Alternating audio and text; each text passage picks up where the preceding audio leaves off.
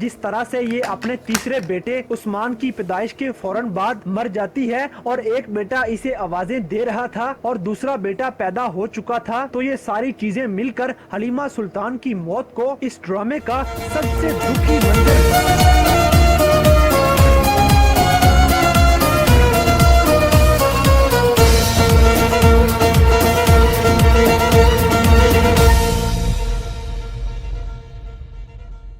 Hello guys, अस्सलाम वालेकुम, नमस्ते, सत श्री अकाल।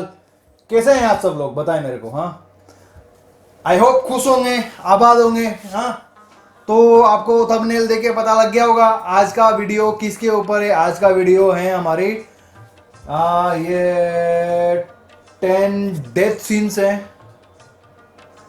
अर्तुगरुल गाजी के। तो हम जाके देखते हैं। मेरे से सब्र नहीं हो रहा है एक्चुअली। मैं पहले वीडियो की तरफ चलूंगा, उसके बाद में आप लोगों से बात करूंगा। एक्चुअली मैंने पूरा देखा भी नहीं है ये कुछ एपिसोड्स देखे हैं, ठीक, वो भी छोड़ छोड़ के देखे। हाँ, इसमें क्या होगा मोस्ट करके, है ना। तो इसमें देखते हैं 10 डेथ सीन है, वो किस किस के ऊपर है। तो ये भाई का वीडियो का चैनल भी का लिंक भी मैं डिस्क्रिप्शन में दे दूंगा। और भी कुछ वीडियो देखना चाहें तो आप उनके चैनल पर जाके देख सकते हैं। और प्लीज़ मेरे चैनल को भी सब्सक्राइब करें, लाइक करें, शेयर कर दें। ओके, आपका बहुत ज़्यादा भला होगा, गरीब की दुआ लगेगी। चलो यार, जस्ट किडिंग। चलते हैं अपन पहले वीडियो की तरफ, उसके बाद में बात करेंगे। यहाँ और सपोर्ट करते रहा करो यार, कमेंट वगैरह भी कर दिया करो। वो याद आती है बाद में यार, जैसे वीडियो डालता हूँ मैं देखता हूँ किस किस का कमेंट आया, किस किस का कमेंट आया, जवाब दूंगा। मेरी आदत है मैं सबको जवाब देता हूँ, लेकिन आप नहीं करते हो, बच्चे बिगड़ गए। चलो चले, लेट्स स्टार्ट। दोस्तों, उर्दू डबिंग के साथ पाकिस्तान टेलीविजन पे नशर होने वाला तुर्किश ड्रामा सीरियल इर्तुगरल इस वक्त पूरी दुनिया के मुसलमानों में जज्बा ईमानी जगाने में मसरूफ है। मगर दुबई और सऊदी अरब की तरफ से इस ड्रामा को बैन भी कर दिया गया है। लेकिन ये जानते हुए भी कि ये सिर्फ एक फिक्शन होती है, फिर भी मुसलमान दुनिया के जिस कोने में भी हैं, उनको इर्तुगरल गाजी से जुनूनी लगाव हो चुका है। और इस ड्रामा में जब भी कोई बुरे किरदार वाला मरता है तो उन्हें खुशी होती है, और जब कोई असली मुजाहिद इस सीरियल में शहीद होता है तो उनके गम में दिन रात स्टेटस लगाए जाते हैं। तो दोस्तों, आज की हमारी ये वीडियो भी अर्तुगरुल गाजी में होने वाली 10 ऐसी अमवात के बारे में है जिनके मरने पे नाजरीन हकीकत में रो पड़े। तो चलिए जानते हैं इन कैरेक्टर्स के बारे में, मगर उससे पहले हमारे चैनल टॉप एक्स टीवी को सब्सक्राइब करना ना भूलें। मेरे चैनल को भी सब्सक्राइब करना ना भूलें, कर दिया करो, करते नहीं हो। नंबर 10, शहीर। दोस्तों, सबसे पहले आपको बताते हैं हलीमा सुल्तान के भाई शहीर की मौत के बारे में। शहीर की जिंदगी मुश्किलात में घिरी हुई थी और बचपन से ही शाही खानदान का चश्मो चराग होने की वजह से वो दुश्मनों से भागते हुए अपनी जिंदगी का बड़ा हिस्सा गुजार देता है और फिर बिल आखिर उसे 9 उम्री में ही शहादत नसीब हो जाती है और हलीमा सुल्तान अपने भाई को अपनी आंखों के सामने मरता हुए देखती है, जो एक तकलीफ दे होता है। लेकिन शहीर की शहादत इस वजह से भी इज्जत अफजा थी क्योंकि वो आखिर तक अपने कबीले और अपने कबीले के लोगों के साथ वफादारी करता है। नंबर 9, सलमान शाह। दोस्तों, सलमान शाह जो कि काई कबीले के सरदार भी थे और अर्तुगरुल के वालिद साहब भी थे और इनकी जिंदगी अकम्पलिशमेंट से भरी हुई थी। इनकी मौत अपने 2 प्यारे बेटों की बाहों के अंदर हुई और चूंकि सलमान शाह अपनी जिंदगी में बहुत कुछ हासिल कर चुके थे तो ये मौत थोड़ी सी एक्सपेक्टेड थी। और इस शहादत की तवक्का कुछ इसलिए भी थी क्योंकि इनकी मौत के फौरन बाद जैसे कहानी आगे बढ़ी और एक नया रुख कहानी के अंदर पैदा हुआ, और इसके साथ साथ जहां इस मौत ने काई कबीले की सियासत के अंदर एक खिलाफ पैदा किया, वहीं सलमान शाह का जो अपना खानदान था उसके लिए भी ये नुकसान बहुत बड़ा था। दोस्तों, सलमान शाह ने जिस तरह अपनी बेगम को अलविदा कहा और जिस तरह अपने बेटों से बातें करते हुए उनकी बाहों में जामे शहादत नोश किया, ये एक शानदार करैक्टर का एक शानदार इख्तिताम था। वाह। नंबर 8, शमसा आल्प। दोस्तों एक हंसता मुस्कुराता खुश शक्ल खुश मिजाज ये नौजवान सारी जिंदगी अपनी तलवार को हक के लिए बुलंद करता है, जो इस्लाम की सरबुलंदी के लिए लड़ता है, जो हक के लिए सच के लिए लड़ते हुए बिलाखिर जामे शहादत नोश कर लेता है। दोस्तों इसकी शहादत जिन हालात में हुई और जिस तरह से इसके अपने लोगों ने ही इसके साथ गद्दारी की और दुश्मनों के बीच जिस तरह से वो तन तनहा जामे शहादत नोश करता है, ये मंजर लोगों को रुला देता है। शमसा आपकी शहादत ने अपने देखने वालों पर एक गहरा असर डाला और ऐसा मुमकिन है कि लोग इस कैरेक्टर को लंबे अरसे तक याद रखेंगे। बेशक। नंबर 7 दिली दमीर। दोस्तों दूसरे सीजन के एंड पर एक ऐसे करेक्टर की शहादत वाकया होती है जो हम में से बहुत से लोगों का फेवरेट या सेकंड मोस्ट फेवरेट करेक्टर रहा है और वो करेक्टर है दिली दमीर का। दिली दमीर जो कि एक जबरदस्त लोहार, एक मुखलिस इंसान और एक ऐसा इंसान जिसका कहानी सुनाने का अंदाज दिल मोह लेता है। दिली दमीर बच्चों से मोहब्बत और शफकत करता है जबकि बड़ों की इज्जत, और जिसने अपना सारा खानदान हक की राह में लड़ते हुए कुर्बान कर दिया और बिल आखिर जामे शहादत नोश कर लिया। ये एक ऐसा जज्बाती मंजर था जब दिली दमीर की आखिरी रसूमात हो रही थी और बैकग्राउंड पे जो दिली दमीर की आखिरी कहानी चल रही थी, तो एक ऐसा मंजर बन रहा था कि इस सीन को पूरे ड्रामे के टॉप मोमेंट्स में शुमार किया जा सकता है। और ऐसा दुख, ऐसा रंज और ऐसी तकलीफ इस करेक्टर की मौत के बाद पैदा होती है जो शायद ही किसी और सीन में पैदा हुई हो। नंबर 6 रोशनी। दोस्त भाई ने जिस तरीके से बताया ना उसमें दुख हो रहा है। तो रोशनी एक ऐसा किरदार है जो कि पहले सीजन के आगाज से ही आपको अच्छा लगना शुरू हो जाता है और आपको इससे हमदर्दी होने लग जाती है। जिस तरह से अर्तुगरुल की जानब से रोशनी की मोहब्बत को नजरअंदाज किया जाता है, तो उसका दर्दे दिल, उसका तन्हाई में रोना, तो ये तमाम चीजें हमें रोशनी की तरफ हमदर्दी के जज्बात पैदा करने पे मजबूर कर देती हैं। फिर हिजरत के बाद रोशनी जब एक नए कबीले में जाती है तो वहाँ पर उसकी तैमूर के साथ एक नई इंटरेक्शन शुरू हो जाती है और फिर उससे शादी करके जिस तरह से उसे सियासी मकासद के लिए इस्तेमाल किया जाता है, तो ये तमाम चीजें रोशनी की मौत को एक दुखी सीन बनाती हैं। और फिर उसका अपने शोहर के सामने जामे शहादत नोश करना भी एक दुख भरा लम्हा था।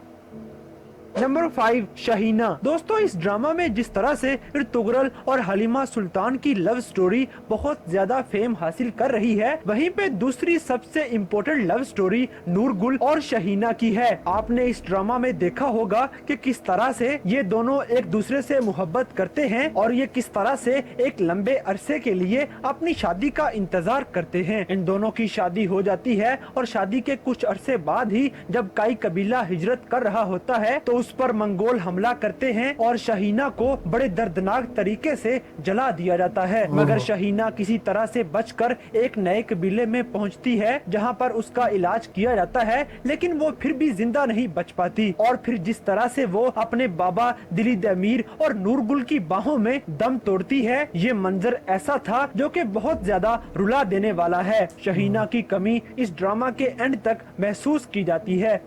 Number 4 junior Suleman Shah. दोस्तों जूनियर सुलेमान शाह जो कि गुलदारो और शहनाज खातून का बेटा था, और आपने देखा होगा कि किस तरह से गुलदारो और शहनाज खातून औलाद के लिए तड़पते हैं और शहनाज खातून के कितने मिसकैरेज हुए। और एक वक्त ऐसा भी आया जब गुलदारो दूसरी शादी करने के बारे में भी सोचने लगता है क्योंकि वो औलाद की नेमत से महरूम होता है। और फिर जब आखिरकार इन दोनों को औलाद मिलती है और फिर इसका नाम इसके दादा सुलेमान शाह के नाम पे रख दिया जाता है। दोस्तों जूनियर सुलेमान का जिस तरह से बचपन गुजरता है और जिस तरह से इसको टॉर्चर का सामना करना पड़ता है और जिन हालात में इसकी शहादत होती है, ये यकीनी तौर पर देखने वालों के लिए एक अजियतनाक और दुख भरा मुकाम है।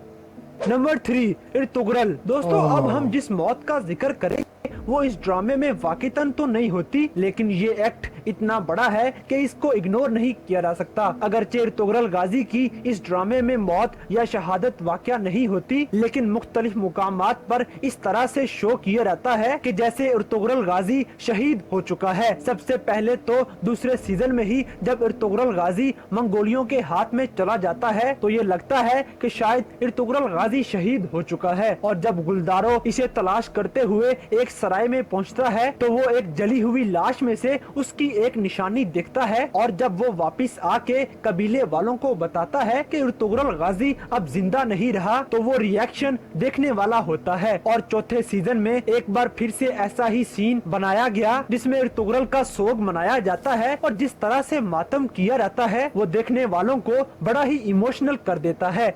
नंबर 2, रोशान। दोस्तों, रोशान, नूरगुल और बाबर ये तीनों इर्तुगरुल के सिपाही और उसके खास दोस्त थे। रोशान का किरदार हमेशा बाबर के जज्बातीपन को और नूरगुल के गुस्से को हैंडल करता था। उसकी ठंडी तबीयत, सुकून वाला अंदाज और मोहब्बत करने का स्टाइल, ये सब मिलकर रोशान के कैरेक्टर को बड़ा ही इम्प्रेसिव बनाती है। दोस्तों, रोशान की जिन हालात में शहादत होती है ये तन्हा दुश्मनों के बीच होता है, और किसी तरह वो जख्मी हालत में जब अपने कबीले में पहुंचा और अपनी बीवी गुलबानो के सामने और अपने दोनों बेहतरीन दोस्तों के सामने और खास तौर पर इर्तुगरुल के सामने जब वो जान देता है, तो वो एक ऐसा मंजर होता है जो आने वाले कई दिनों तक लोगों को रुलाते हुए रंजीदा कर देता है।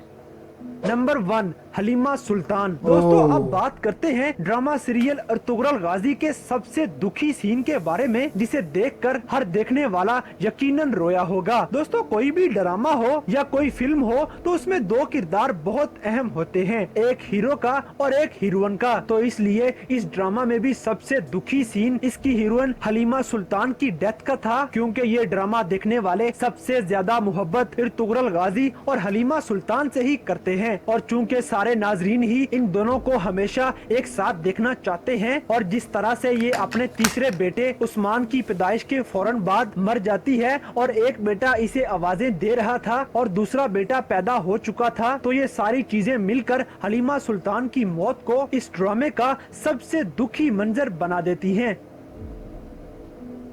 तो दोस्तों, ये थे इर्तुगरुल गाजी के सबसे सैड मोमेंट्स, जिनकी वजह से हर देखने वाले की आंख में आंसू आ गए। तो दोस्तों, इन तमाम अमवात में से कौन सी मौत पर आप सबसे ज्यादा रंजीदा हुए, इस बात से हमें कमेंट बॉक्स में आगाह करें, और अगर वीडियो पसंद आई है तो लाइक करें, शेयर करें, और हमारे चैनल टॉप एक्स टीवी को सब्सक्राइब करना न भूलें। यार,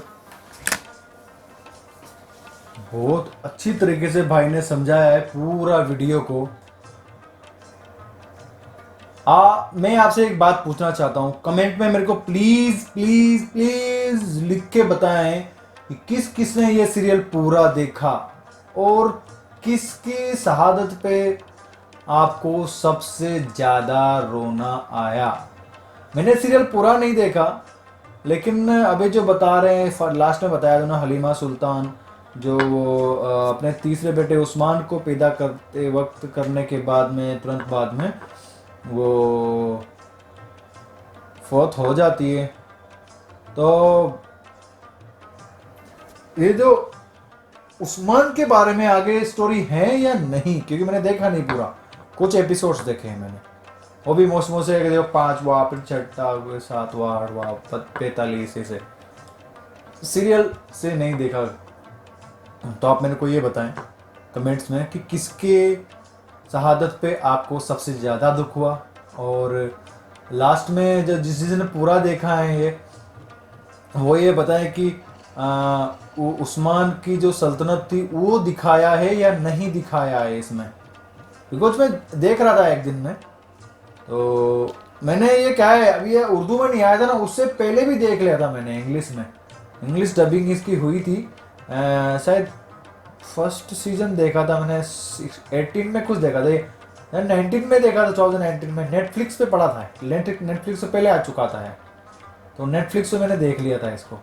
लेकिन ये नहीं पता था कि इतना फेमस हो जाएगा उस समय। ऐसे जो गेम ऑफ थ्रोन्स देखते थे, गेम ऑफ थ्रोन्स है, उसके साथ साथ इसका भी आता था उस पर एड, तो देखा था कुछ एड वगैरह। लेकिन अब तो यार बहुत ज़्यादा इसका चर्चे हो रहे हैं। तो ये जो मैंने पूछा आप कमेंट्स में मेरे को बताएं। और सबसे अच्छी बात मेरे को ये सीरियल की लगती है, इस ड्रामे की, तो ये है कि इसका डायरेक्शन, क्योंकि मैं खुद जिस इंडस्ट्री से बिलोंग करता हूँ मैं उसको ज़्यादा चेक करता हूँ, इसमें डायरेक्शन इसका बहुत प्यारा लगा मेरे को। कॉस्ट्यूम डिज़ाइनर ने बहुत अच्छे से काम किया, इतना प्यारा काम किया कॉस्ट्यूम डिज़ाइनर का यार, हर जगह कॉस्ट्यूम का देखा जाता है कि हाँ यार वाकई में कॉस्ट्यूम का वो कलर, वाह कलर करेक्शन क्या दिया है यार, पूरा डार्क सीन में जो कलर करेक्शन दिया है, क्लाउडी जो फोगी फोगी होता है, जो धूप वाला कलर नहीं होता अपना क्लाउडी, वो बहुत प्यारा कलर करेक्शन इसमें बहुत अच्छा किया है एडिटिंग में। और सेकंड मेरे को अच्छा लगा वो है casting director. I don't know इसे कास्टिंग किसने किया है, या वहाँ डायरेक्टर, पहले बॉलीवुड में कास्टिंग डायरेक्टर नहीं हुआ करते थे, प्रोड्यूसर या डायरेक्टर लोग ही कास्ट कर दिया करते थे लोगों को, वही ऑडिशन लिया करते थे। लेकिन अभी बॉलीवुड में हर प्रोडक्शन हाउस अपनी कास्टिंग दूसरे कास्टिंग डायरेक्टर से करवाता है। और इसमें भी जिस भी कास्टिंग डायरेक्टर ने या डायरेक्टर ने खुद ने जहाँ से भी करेक्टर्स उठाए हैं या जहाँ से भी करेक्टर्स लिए हैं, जो एक्टर काम करने वाले हैं, वाकई में यार सल्यूट है और उनको, क्योंकि कास्टिंग करने वाले ने एक नंबर कास्टिंग की है और कास्टिंग हुई है बहुत अच्छी, और डबिंग भी बहुत प्यारी हुई है। जिन लोगों ने इसका डबिंग किया है वाकई में लग रहा है कि हाँ यार उनकी बोल्ड आवाज़ है, एकदम मोटी आवाज़ है, लग रहा है कि हाँ यार वाकई में सेम वही बात कर रहे हैं। अच्छा लगता है सुन के और देख के भी। आप ना इसका उर्दू डबिंग सुनना है ना, और फिर कहीं से निकाल के इसका ओरिजिनल डबिंग है वो सुनना, और एक इंग्लिश डबिंग सुनना, कुछ डायलॉग सुनना, देखना आपको कौन सा अच्छा लगता है। ओके तो ब्रदर, मैंने जो पार्ट्स पूछे हैं आपको प्लीज़ मेरे को कमेंट में बताएं, और मेरे को ये सीरियल वाकई में अच्छा लगता है, मैं इसको देखूंगा। और अभी इस वजह से मैं इसको कभी छोटे छोटे पार्ट्स इसलिए देख रहा हूँ मैं, क्योंकि अभी देखो लॉकडाउन है, और लॉकडाउन के बाद में क्या है, मैं घर से काम करता हूँ थोड़ा बहुत, जो कि मेरे कंपनी का काम होता है तो कर लेता हूँ, वरना आपको पता है सब यहाँ तो बंद पड़ा हुआ है। पहले अभी हमारे तो इधर भी बंद है, 30 जून को कुछ ओपन होगा, ओपन 1 तारीख से कर दिया था एक्चुअली, लेकिन पूरा ओपन नहीं हुआ। तो आप बताएं मेरे को जो पूछा है, और मिलते हैं अगले वीडियो में ब्रदर, तब तक के लिए अल्लाह हाफिज़, सपोर्ट ज़रूर कर दिया करो, बाय बाय।